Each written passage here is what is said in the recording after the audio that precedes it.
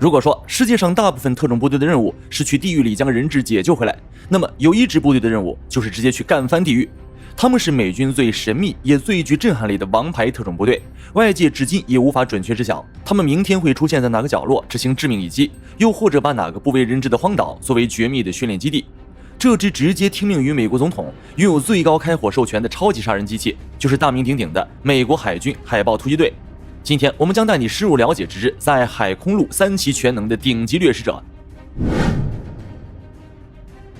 要看懂海豹突击队的恐怖战力，得先看看他们是从什么样的泥潭里爬出来的。珍珠港事件，二战爆发，那个时候美国海军在太平洋战场碰到了个头大的问题，他们军舰挺多，大炮也够粗，但是要派步兵去抢占驻守的沙滩时遇到了大麻烦。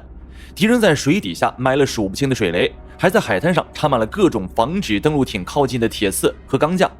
步兵兄弟还没上岸，船就被扎破了，只能在水里扑腾，给岸上的机枪当活靶子。海军高层一看，只觉乌纱帽不保，于是拍脑袋道：我们得找一群不怕淹死也不怕炸死的猛男，让他们在大部队登陆之前先游过去，把这些乱七八糟的障碍物给炸平。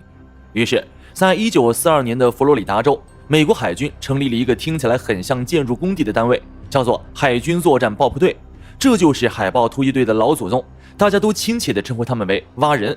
这群老前辈的画风相当狂野，如果你穿越到1943年塔拉瓦战役和后来的诺曼底登陆现场，就能看到这么一群画风清奇的壮汉。他们连个像样的防弹衣都没有，只穿着一条大裤衩，带着潜水镜，身上绑着沉甸甸的炸药包，在敌人的眼皮底下，在炮弹掀起的水柱里游来游去。他们的工作日常就游到障碍物旁边，绑好炸药，点燃导火索，然后拼命往回游，希望自己在爆炸前能游出杀伤圈。就是这群堪比草台班子的水下拆迁队，用极高的战损率为美军主力部队炸开了一条条血路。但是二战结束后，没那么多海滩需要拆迁了，这群蛙人面临着失业的风险。直到1961年，冷战的风越刮越凶，肯尼迪发现苏联人不去海滩上摆铁丝网了，大家都在搞游击战，搞非传统安全威胁。于是老肯大笔一挥表示，蛙人兄弟们，别光在水里泡着了，你们得学会上天入地，去把地狱干翻。1962年元旦，海豹突击队正式挂牌营业。不过这里的 SEL 可不是动物园里的海豹，它是 Sea Air Land 3个英文单词的缩写，意思很直白，海陆空3界我们全包了。刚开张没多久，这群新上任的海豹就被打包送到了越南的热带丛林里。在越南，他们完全不按套路出牌，正规军穿着厚重的军装，海豹队员为了混入当地人，方便在泥沼里行动，经常穿着蓝色牛仔裤和高筒帆布鞋去执行巡逻任务。整个越战打下来，虽然海豹突击队有几十名队员把命留在了丛林里，但他们也成了那场战争中拿勋章拿到手软的传奇单位，算是彻底把3期全能打手的招牌给立起来了。看到这里，估计不少朋友会觉得，不就是打打枪、游游泳吗？有意思，我也想去报名。殊不知，在美军所有的特种部队选拔中，海豹的门槛之高，过程之痛苦是出了名的离谱。想成为一名海豹，首先你得是个美国海军现役的男兵，近几年才允许女性参加选拔，视力得好，不能是色盲，连文化课考试也得拿高分，脑子不好使的人不要。接下来就是入门级的体能甄别测试，即 PST。 这个测试有个及格线，比如12分30秒内游完500码，2分钟内做42个俯卧撑，50个仰卧起坐，看着好像还行，很多健身房常客估计要笑嘻了。但是如果你真踩着这个及格线去报名，选拔官会很不客气的让你出门左转。真实的竞争标准，500码游泳必须在8分钟以内搞定，2分钟内必须做完100个极其标准的俯卧撑和100个仰卧起坐，穿着沉重的军靴和长裤，必须在9分多钟内跑完2.4公里。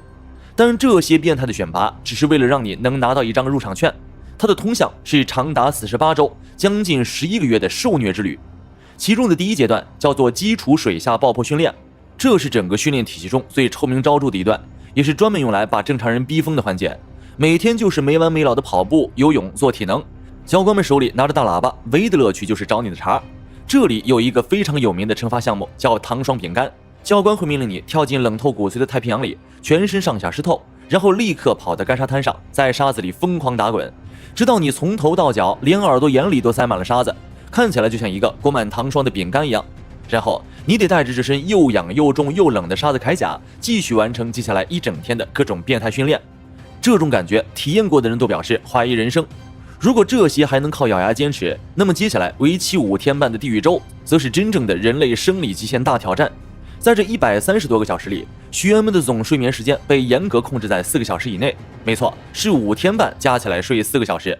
剩下的时间，他们要扛着几百磅重的巨大冲水橡皮艇，在头顶上举着走几公里，或者扛着大原木，在沙滩上进行原木体能训练。在极度缺觉的情况下，很多学员跑到一半就开始出现幻觉，有人对着沙滩上的螃蟹敬礼，有人对着木头喊妈妈。更要命的是，地狱周通常选在极其寒冷的冬季，学员们要在冰冷刺骨的海水里长时间划船冲浪，体温过低是家常便饭。训练场旁边永远挂着一口黄铜大钟，只要你走过去敲响那口钟3下，一切都结束了。你马上就可以去洗个热水澡，喝上一杯加了糖的热咖啡，睡在一个温暖软和的床铺上，但是你从此也失去了成为海豹的机会。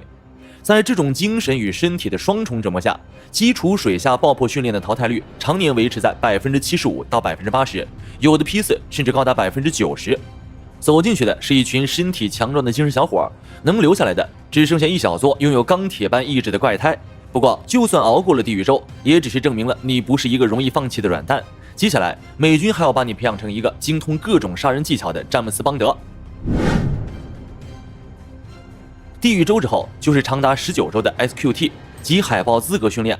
在这个阶段，学员们要疯狂地学习各种在电影里看起来很炫酷的技能，比如跳伞，不是那种游客玩的双人跳伞，而是高跳低开和高跳高开特种伞降。他们要背着几十公斤的装备，从10000米高空的运输机上一跃而下。这高度氧气极其稀薄，必须戴着氧气面罩，看起来像个黑武士一样。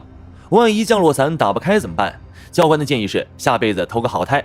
又比如战斗潜水，他们要学习使用不会吐泡泡的封闭式循环呼吸器，这样在水下潜伏时，水面上的敌人就不会看到气泡而发现他们。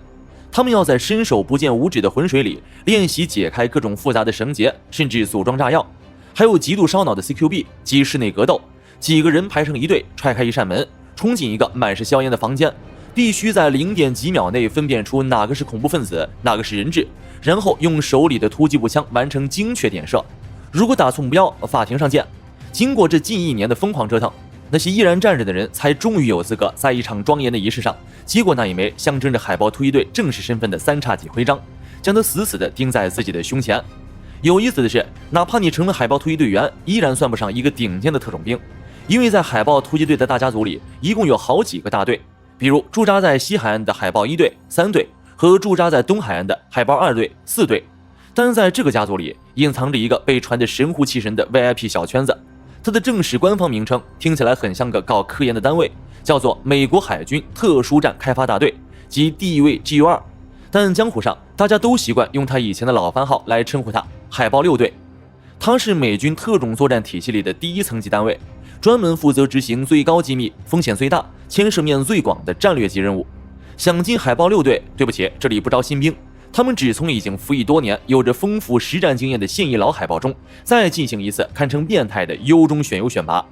这帮老油条聚在一起，经费充足的令人发指，用的全是美军武器库里最前沿，甚至还没正式公开的黑科技装备。而真正让全世界明白海豹6队价值的，是2011年5月1日那场震惊世界的海参之矛行动。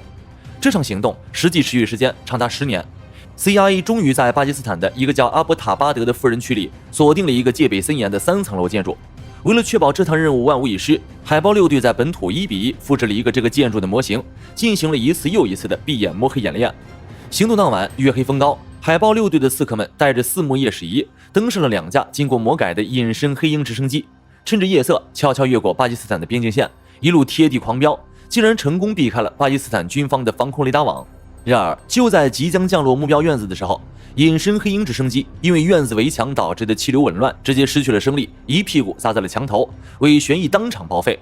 直升机坠毁了，这可是特种作战里最怕遇到的天崩开局。换做一般的部队，估计当时就乱作一团了。但海豹6队毕竟是见过大世面的，这群猛男从坠毁的直升机里爬出来，拍了拍身上的土，就像什么事都没发生一样，按照原定计划，直接炸开大门，端着枪就冲进了房子。突入房间后的过程干净利落的毫无悬念，在极其狭窄的楼梯和走廊里，海豹队员凭借着远超对手的夜视装备和精准射击，迅速清除了几个拿枪反抗的保镖。冲到3楼卧室时，那个留着大胡子让美国人找了10年的极端分子刚探出头来，迎接他的是海豹队员果断射出的5.56毫米子弹，物理超度一步到位。从直升机坠落到击毙目标，搜刮完硬盘和资料文件，再到炸毁那架丢人的故障隐身直升机，最后搭乘备用的支努干直升机扬长而去。整个行动前后仅仅用了不到40分钟。海豹6队用这40分钟的教科书级实战，彻底终结了美国10年反恐战争的最大悬念，也让自己的名号震撼全世界。讲到这里，大家可能会觉得海豹突击队就是一群开了挂的超人，走到哪里都是一路平推，所向披靡。但现实的战争从来都不是好莱坞电影里写好的爽文剧本，英雄之所以被称为英雄，是因为他们也会流血牺牲。海豹突击队的历史上写满了令人窒息的挫败和惨痛的牺牲，其中最有名的一场悲剧是发生在2005年阿富汗山区的红翼行动。这个故事后来被拍成了著名电影《孤独的幸存者》。当时，一个由4名海豹队员组成的精锐侦察小队潜入阿富汗新都库什山脉，去搜寻一名塔利班高级头目，结果运气背到了极点。潜伏在半山腰的他们不小心撞见了几个当地的牧羊人，按照交战规则，他们不能伤害没有武装的平民。经过纠结的投票，他们放走了牧羊人。结果，这几个牧羊人转头就向极端分子通风报信。很快，上百名全副武装的极端分子将这4个海豹队员重重包围。在极其恶劣的陡峭山地上，这4名海豹队员边打边撤，经历了惨烈的交火。尽管他们击毙了大量的武装分子，但在敌众我寡和地形劣势下，3名海豹队员先后壮烈牺牲。更让人揪心的是，当美军后方接到求救信号，派出一架装满16名特种兵，其中有8名海豹突击队员的支努干直升机赶去悬崖边救援时，刚准备锁降，一发埋伏好的 RPG 火箭弹直接命中了直升机的后螺旋桨，直升机瞬间失控，砸在半山腰爆炸起火，机上16名美军精锐全员阵亡。最终，那个由4人组成的小队里，只有名叫马库斯·鲁特埃勒的一人身负重伤，地下悬崖，被当地好心的村民藏了起来，才奇迹般的生还。这一战成了海豹突击队建军以来最不愿回首的伤疤。